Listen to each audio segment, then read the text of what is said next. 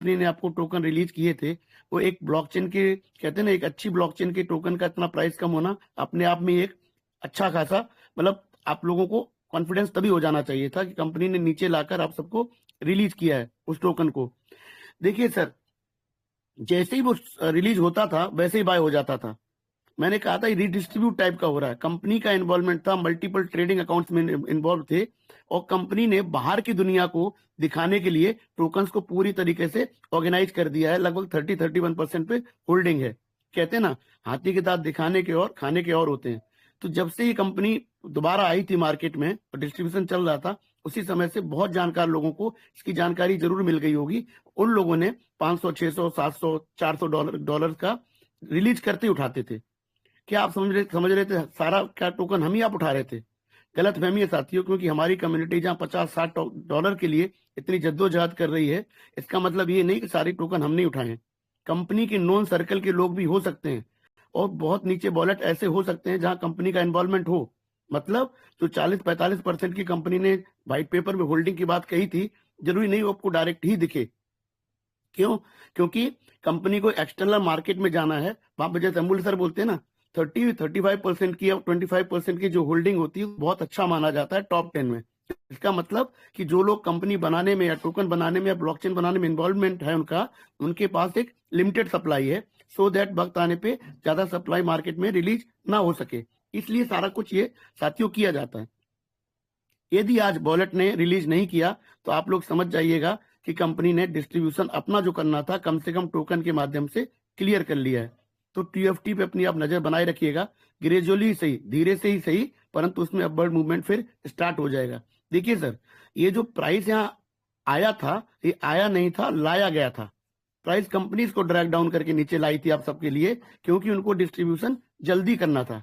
यदि यही मैं पहले भी कहा था 004 पे किया होता तो 10 गुना फंड मार्केट को देना पड़ता, या फिर 10 गुना टाइम ज्यादा लगता।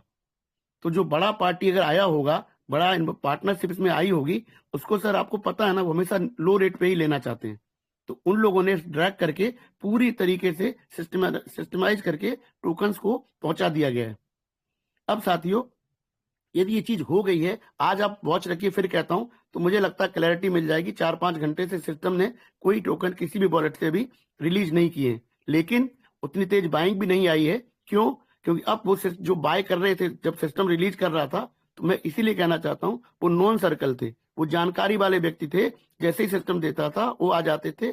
उसमें से हमें आपसे कोई समझदार व्यक्ति होगा, वो भी लपक लेता था, वो भी उठा लेता था उसको।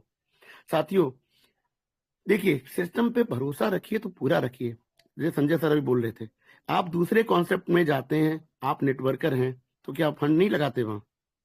एक बाबूजी हैं, वो $300 लगवा रहे हैं, क्या गारंटी वहां $300 डाल के आपका चल ही जाएगा? आप समझिए, यहाँ पर $60 डाल के पुराने पुराने फंड्स को एक तरह से सिक्योर कर ले रहे हैं। मैंने भी $60 डाल दिए हैं साथियों, लेकिन मैं रिजर्व अभी नहीं कर रहा हूं। परंतु मुझे कोई बता रहा था कि रिजर्व में भी लगभग कंपनी 2.2 से 2.8% दे रही है।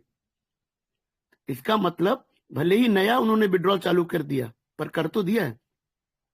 इससे क्या साबित होता है? देखिए, हमें रिजिड नहीं रहना चाहिए। वक्ती तौर पे हमारे स्वभाव में, हमारे विचारों में बदलाव आना चाहिए, परिस्थिति बस। पहले मुहिम जरूर चलाई गई थी मंच के माध्यम से, हम भी चाहते थे हमारा हर साथी ऑन बोर्ड किया जाए, और कंपनी छोटे यूजर्स का ध्यान रखेगी, हमें पूरा भरोसा भी है। परंतु यदि आपने इतनी मेहनत की है और मंचों पर हम रहे हैं, तो $60 का रिस्क लेने में मुझे लगता है अपने गुरेज नहीं करना चाहिए। यदि आप चाहते हैं तो $50 से रिजर्व करके भी अपने फंड लगभग 20-25 दिन में ही डबल होते हैं। तो क्या सिस्टम इतने दिन के लिए आया होगा? क्या ब्लॉकचेन इतने दिनों के लिए आ रही है? क्या टीएफटी का, मैंने पहले भी कहा था, सबसे पहले मुंह दिखाई आपकी टीएफटी में ही होगी। सारे इंडिकेटर्स आपको वहां मिलने लग जाएंगे।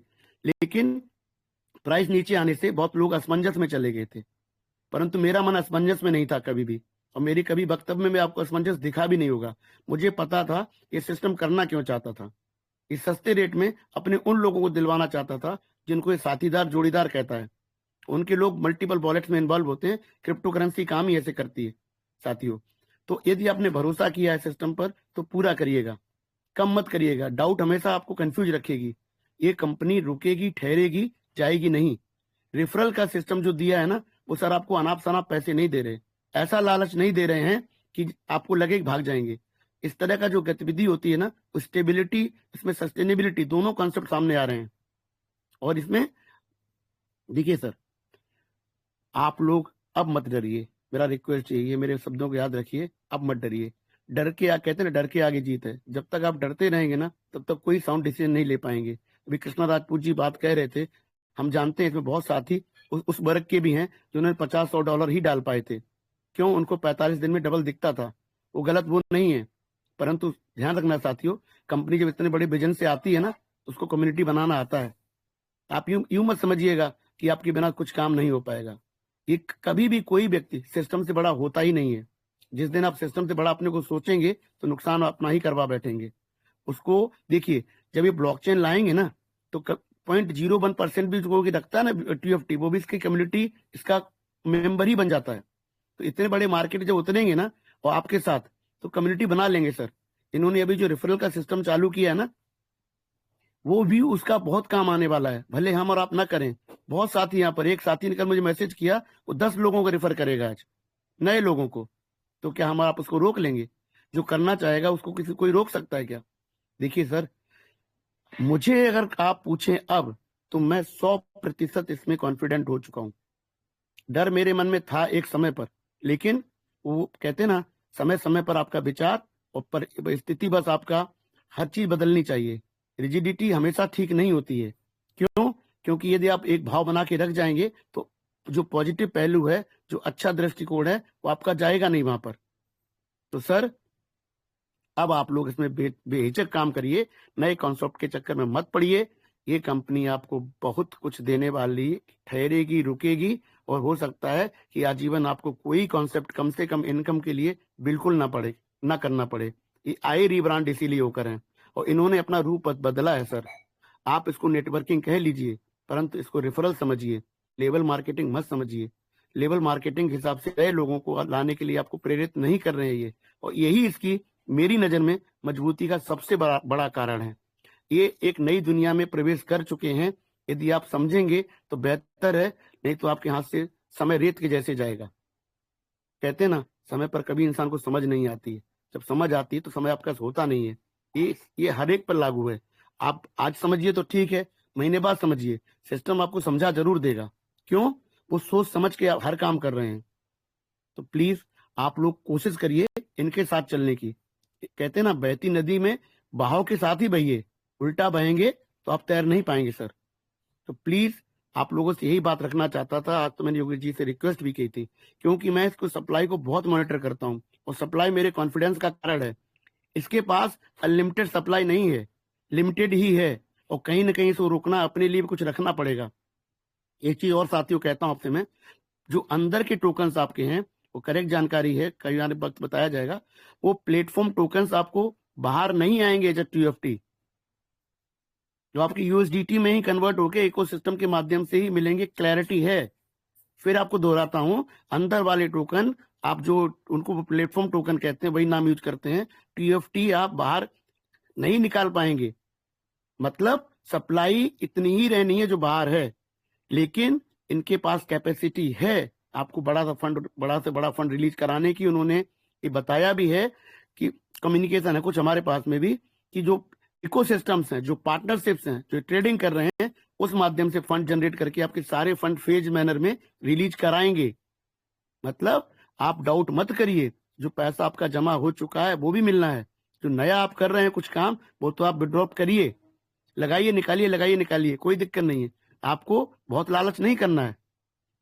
जो पहले पैसा ये डबल करते थे, उससे फास्ट अब कर रहे हैं। साथियों, बैठ जाओ इस गाड़ी में मेरे हिसाब से।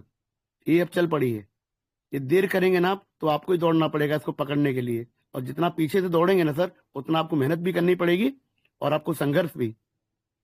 तो कंपनी, मेरे हिसाब से अगर आप कुछ पूछे, जो आज सुबह सुबह बात आपसे कर रहा हूं, मैं 100% ट्रेजर NFT, नोवा NFT में अब कॉन्फिडेंट हो चुका हूं। ये कंपनी हमारे साथ अब गलत नहीं करेगी, अब ये चलेगी हमें लेकर भी। यदि आप नहीं चलना चाहते हो, तो आपको छोड़ते भी हुए भी निकल जाएगी। ये मत समझिएगा कि आप नहीं करेंगे तो आपके लिए रुकी रहेगी, ये गलत फहमी है सर आपके लिए। इतना बड़ा सिस्टम जब आता है ना, तो उसकी ताकत है, आपको कैसे लेना है। आप छूट गए तो आपके बिना भी कैसे बढ़ना है।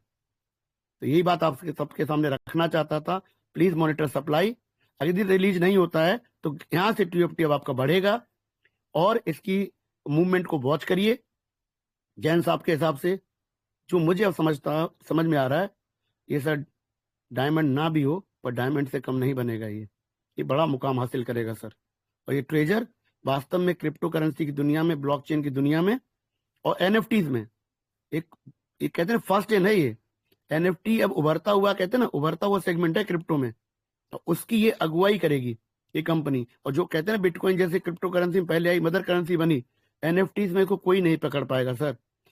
आप समझिएगा, कोई नहीं इसको पकड़ पाएगा। ओपन सीज इससे आगे चल रही है ना, इससे पीछे हो जाएगी सर।